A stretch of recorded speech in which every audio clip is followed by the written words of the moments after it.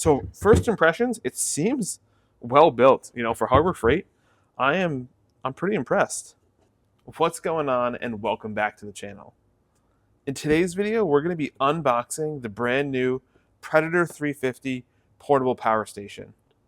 This is the first in a lineup of many power stations that Harbor Freight plans to release over the next couple months. This is the smallest one they plan to release, with only 350 running watts, 700 peak starting watts. This power station comes with 294 watt hours, which can run some basic appliances, charge your laptop, charge your phones a bunch of times, but it's not really going to be able to run a full house. Right on the box, it says it can be charged in 2 hours. It says there's 5 ways to charge. You can do AC, so a standard wall plug, plus USB-C in 2 hours. You can fully charge with solar in 3, USB-C in 3 hours, AC in 4 hours, and a car in 5. Right out of the package, this seems pretty odd to me. Why would AC be only 4 hours? Right, a standard household plug, you can pull 10, 15 amps out of that, so I don't see why it's going to have the slowest charging when USB-C is probably about 100 watts of charging. But as we dig into it, we'll take a look.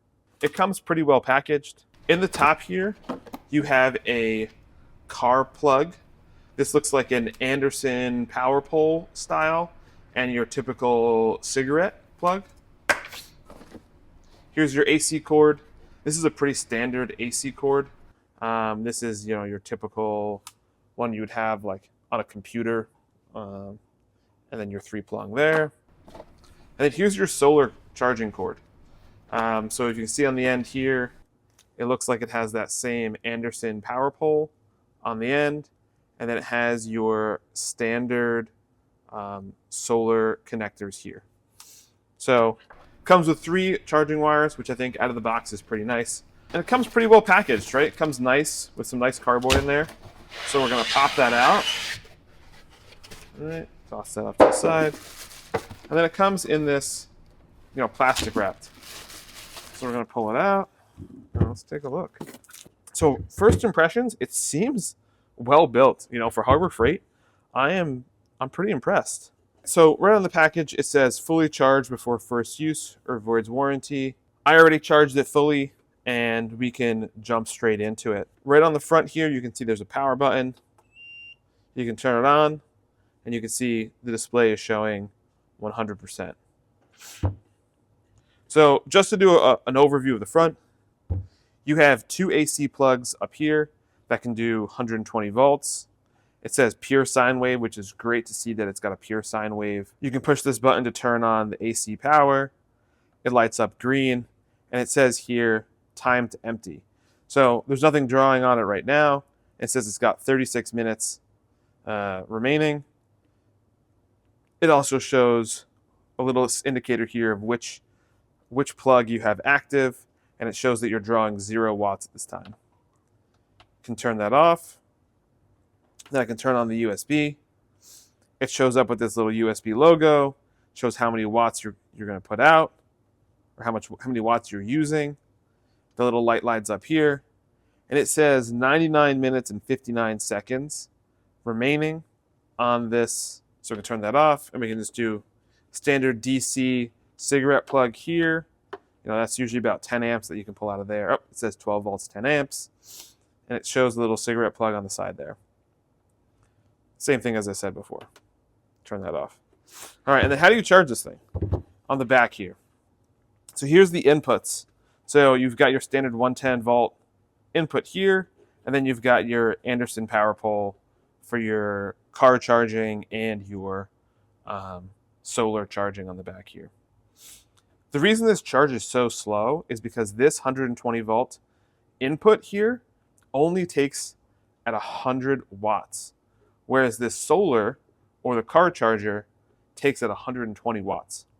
So that's one of the biggest differences. I think that right off the bat is one of the biggest downsides to this device, is it only charges through the 120 volt here at 100 watts max, which is pretty low. That's why it has that 4-hour charge time from 120 volts.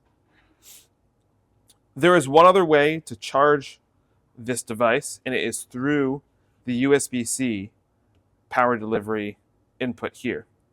So this port here goes both ways. You can charge a device, such as a phone, and you can also charge the power station via this USB-C.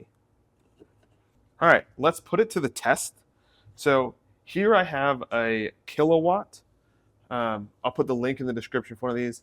This just measures how much power a device is using. So it can tell you how many volts, how many amps, therefore it can tell you how many watts, and then it has a little clock in it, so it'll tell you how many kilowatt hours as well. Nifty little device to kind of plug in and see how much power things around your house are drawing.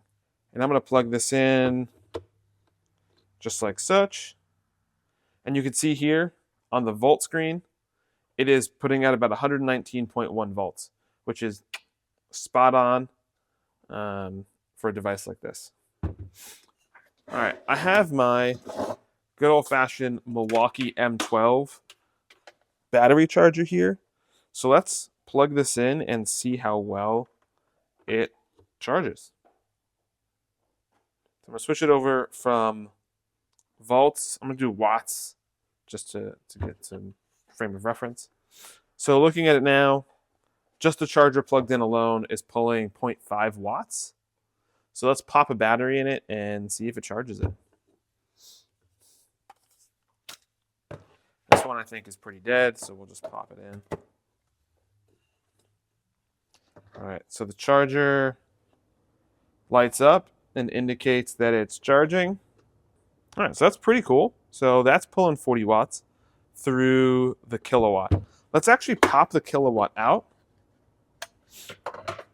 and plug this directly into the Predator 350 and see how many watts show up on this display screen. So it says we're pulling out about 60 watts, which is interesting to see the discrepancy between the kilowatt and the onboard display here. So let's unplug this and really put it to the test. So I have a phone charger, an iPhone phone charger here. Let's plug that in and hit the USB, and my phone starts to charge. All right, I also have my laptop here. So let's plug in the laptop and see if that charges off this as well. Plug that in. Yeah, so I'm charging my laptop. This jumped up to 30 watts out. Let's also plug back in this M12 charger, pulling close to 100 watts. Let's really put it to the test. I have a halogen lamp. This says it pulls 250 watts. So let's see what happens when I plug this in. All right.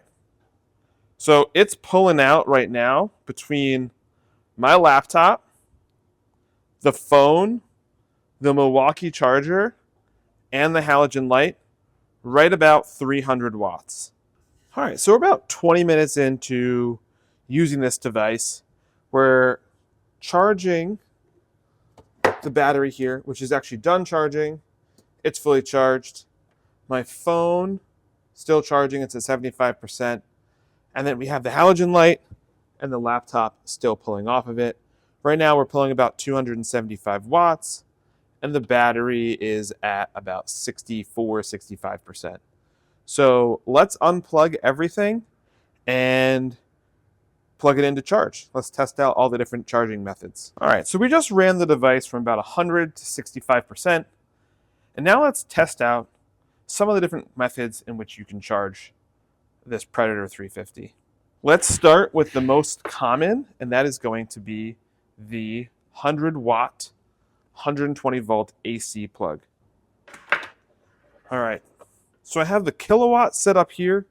I have the AC charging cord here. Let's plug it into this extension cord and we'll see how much power this pulls to charge up. It says it only takes 100 watts in. So let's just confirm that. Now we're going to take this plug it right in. And you can see that the screen instantly comes on and it shows time till full. It's at 65%, 64%.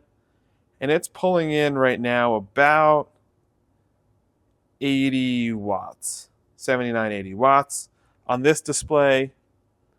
And then on the kilowatt, it shows 98, basically 100 watts, 99 watts. It says it's going to take an hour and a half to charge. But the cool thing about the Predator 350 is you can charge from multiple sources at the same time.